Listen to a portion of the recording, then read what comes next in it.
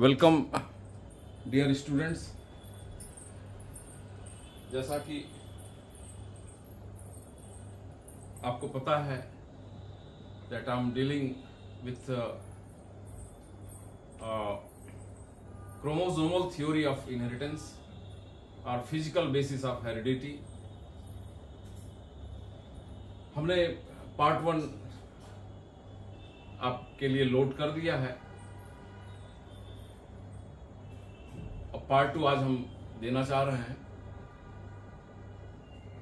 Chromosomal theory of inheritance का मतलब यही हुआ कि पहले तो ये पता नहीं था कि genes are located in chromosomes. तो कैसे ये पता चला कि जीन्स जो है क्रोमोसोम में ही है। तो अगर हम ये साबित कर देते हैं कि जिस तरह से इनहेरिटेंस पैटर्न क्रोमोसोम्स का हो रहा है उसी तरह से प्रोजनी में जीन्स का भी एक्सप्रेशन हो रहा है, तो ये सारे जितने भी विटनेसेस हैं इसको प्रूव करते हैं, जिससे ये फाइनल ये एक्सेप्टेड हुआ कि genes are located in chromosomes. तो हमने पार्ट 1 में डाला है बहुत सारी चीजें। अब हम यहां पार्ट 2 में ये बताना चाह रहे हैं कि हमने खुद अपने MSc genetics plant breeding BHU के समय 1985-87 बैच में खुद हमने इंटर स्पेसिफिक क्रॉसेस व्हीट में किया था। ट्रिटिकम एस्टिवम आपको पता है कि हेक्साप्लॉयड है। AABBDD ABD जीनोम्स हैं, उसमें 7 पेयर 7 छंग 42 42 क्रोमोसोम्स 2n स्टेज में। ट्रिटिकम एस्टिवम ब्रेड व्हीट जो हम लोग खाते हैं, रोटी जिसका, उसका क्रॉस हमने बनाया डिफरेंट स्पीसीज से। एक ट्रिटिकम कंपैक्टम से बनाया, वो भी हेक्साप्लॉयड था, उसमें भी ABD जीनोम थे। 2n = 42 = 21 pairs. जैसे ब्रेड व्हीट में है उसी तरह से कंपैक्टम में भी है। और भी क्रॉसेस हमने बनाए ट्रिटिकम एस्टिवम से कंपैक्टम का, ट्रिटिकम एस्टिवम से पोलोनिकम का, ट्रिटिकम एस्टिवम से कार्थिलकम का। तो यहां हम दिखाना चाहेंगे आपको।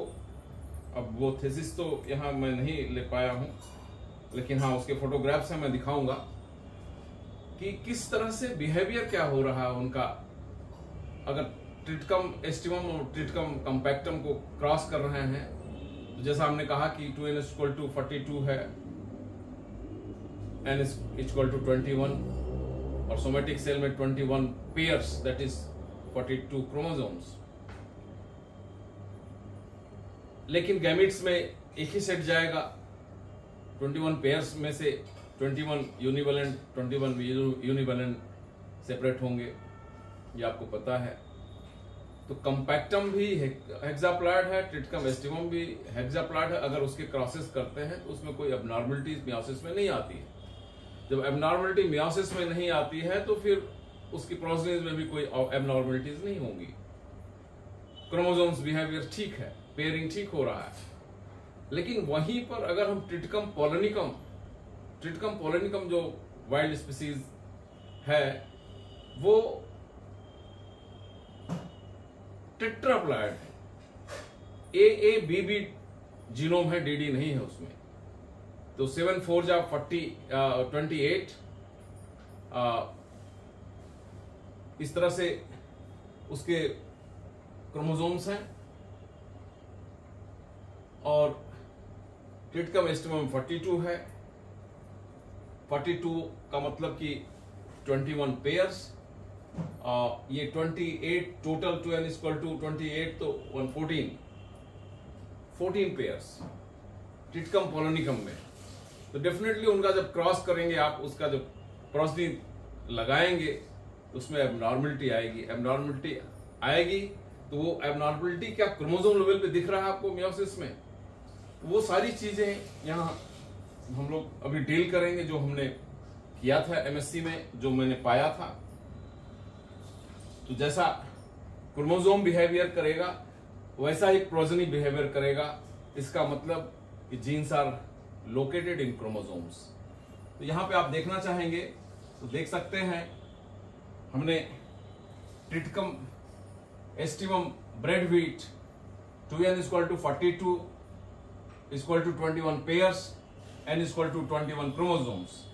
अब अगर ट्रिटिकम एस्टिवम का हमने आगरा लोकल वैरायटी लिया था, उसकी जब बालियां आई तो उसका मेयोसिस स्टेज अरेस्ट करने के लिए बालियां लेकर लैब में हमने रखा, अरेस्ट किया, उसके सेल डिवीजन को रोका।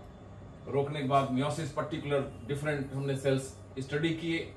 स्टडी करने के बाद यह दिखा उसके मेटाफेज प्लेट 1 के प्लेट पर, इक्वेटोरियल प्लेट पे, कि आप देखते हैं कि अब ये 21 का पेयर्स बनता है प्लेट पर, सब अरेंज होते हैं।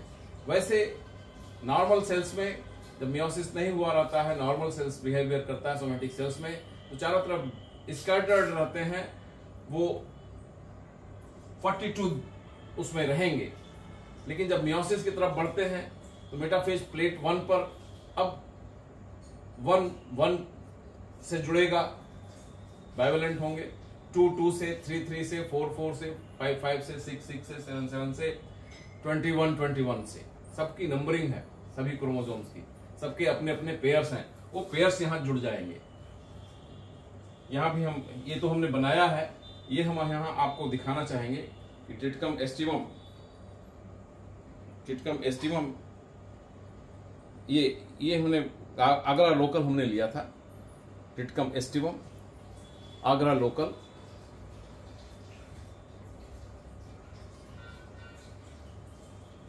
इसका अगर वो देखें, क्रोमोसोम बिहेवियर अगर देखें,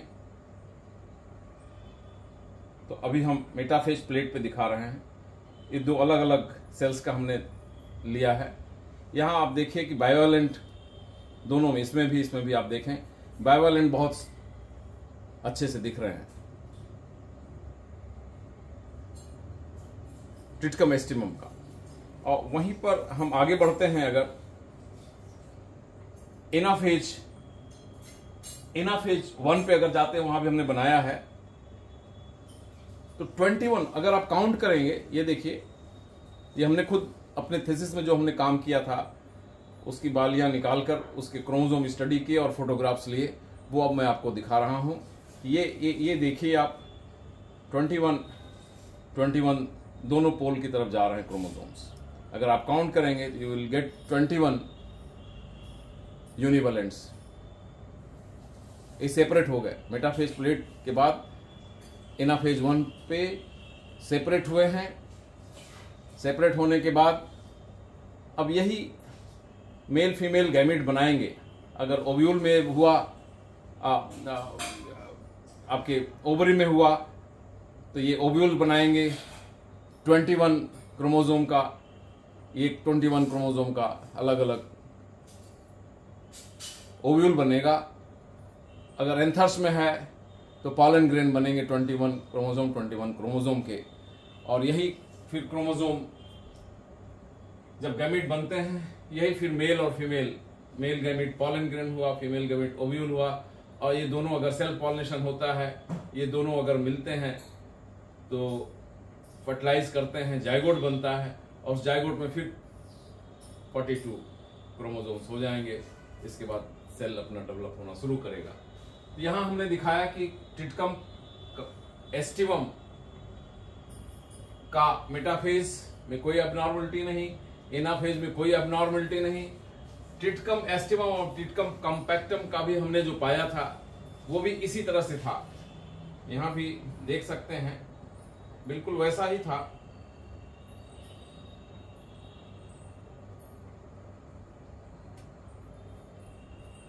यहां देख सकते हैं ट्रिटिकम कॉम्पैक्टम, ये तो प्लांट्स हैं ट्रिटिकम कॉम्पैक्टम का, और उसके कॉम्पैक्टम एस्टिवम का फीमेल बनाया और कम्पैक्टम ये इसका पॉलन डाला और जो सीड बना टिटकम एस्टिवम में जो सीड बना वो हाइब्रिड सीड था, उसको जब मैंने लगाया तो इस तरह से बालियां बिल्कुल कम्पैक्टम जैसा आई, कम्पैक्टम जैसा ही आया। तो ये हम यहाँ दिखाना चाह रहे हैं कि क्रॉसेस टिटकम एस्टिवम और टिटकम कम्पैक्टम का क्रॉस जब हुआ, ये कम्पैक्टम है और अगला लोकल हमने दिखाया एस्टिवम का, और ये F1 हाइब्रिड है जो बिल्कुल कम्पैक्टम की तरह दिख रहा है। अब इसके क्रॉसेस का क्या पोजीशन है वो देखिए। यस, ये देखिए यहाँ भी मेटाफेज प्लेट पे आप देख रहे हैं कि बिल्कुल सही 21 बायोवेलेंट्स यहाँ बन गए, और एनाफेज पे जैसे वहाँ कम्पैक्ट एस्टिवम में जैसे दो तरफ 21 जा रहे थे एनाफेज प्लेट पे, यहाँ भी जा रहे हैं। आप ब्लैक बोर्ड पे भी, हमारे व्हाइट बोर्ड पे भी देख सकते हैं सेम चीज। तो ये टिटकम एस्टिवम टिटकम कम्पैक्टम का जो क्रॉस हुआ हाइब्रिड निकला, उसमें भी नॉर्मल, उसके F1 हाइब्रिड में भी नॉर्मल इसी जैसा एनाफेज पे 21 यूनिवेलेंट दो सेपरेट पोल पे गए और वो गैमीट्स बनाएंगे, और गैमीट जब फ्यूज करेगा मेल फीमेल गैमीट तो फिर 42 क्रोमोसोम्स हो जाएंगे। तो यहाँ आपने देखा मेटाफेज 1 पे, तो इसी तरह से जैसे एस्टिवम में बिल्कुल नॉर्मल उसी तरह से। लेकिन जब आपने हाइब्रिड का जो क्रॉस किया एस्टिवम का टिटकम पोलोनिकम से, जो कि टेट्राप्लॉयड है, AABB जीनोम्स हैं, और इसमें एस्टिवम में AABB-DD जीनोम्स हैं, तो अब AABB-DD और AABB का जब क्रॉस हो रहा है तो अब आप देख रहे हैं क्या स्थिति हो रही है। अगर टिटकम एस्टिवम और टिटकम पोलोनिकम का क्रॉस करते हैं तो इधर से जो 21 यूनिवेलेंट इसके रहेंगे मेटाफेज प्लेट पे, और 14 इसके रहेंगे। 14 दूना 28, 7 तो 14 का पेयर तो यहां बन गया। 14 दूना 28 AABB का मेटाफेज प्लेट पे 14 का पेयर बन गया। लेकिन इसका जो 7 DD जीनोम का जो 7 क्रोमोसोम्स मियोसिस में हो रहा है, तो यहां देखिए ये 1 2 3 4 5 6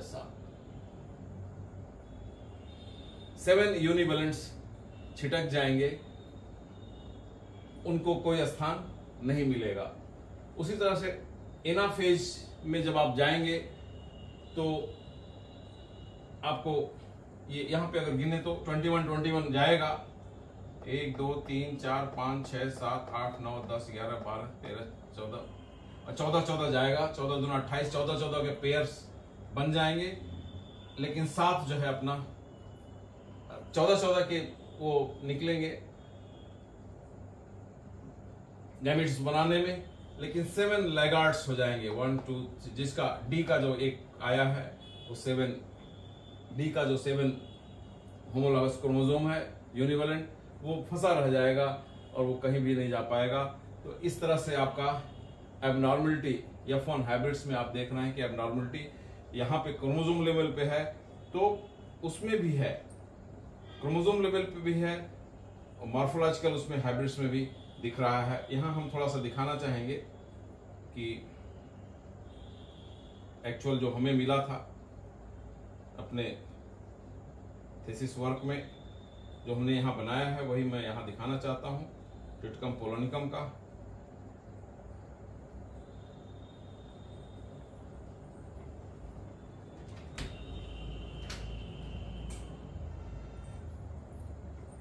ये है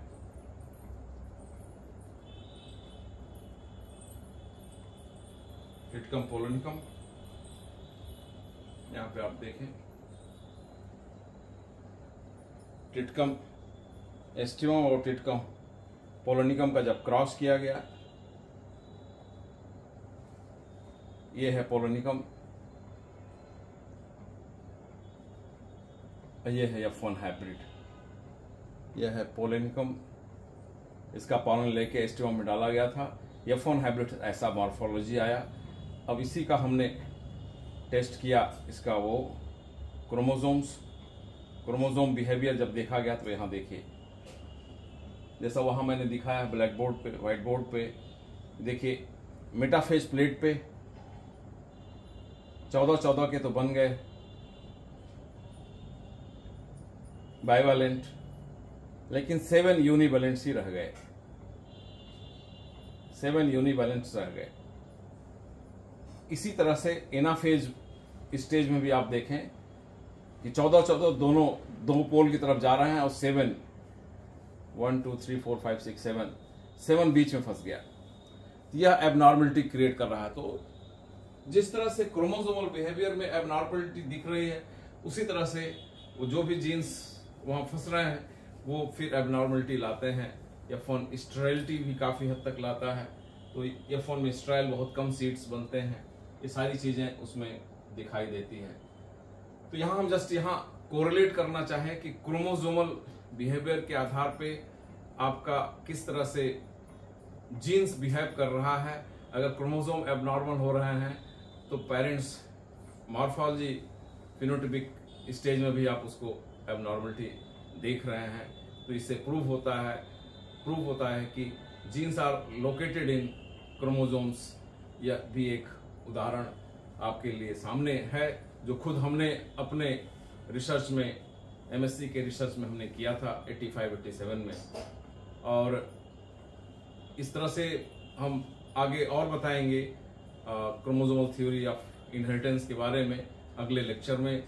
और इसको मैं यहीं रोकता हूं। अगर आपको यह लेक्चर अच्छा लगा हो तो आप लाइक बटन जरूर दबाएं और अपने कमेंट बॉक्स में जरूर दें।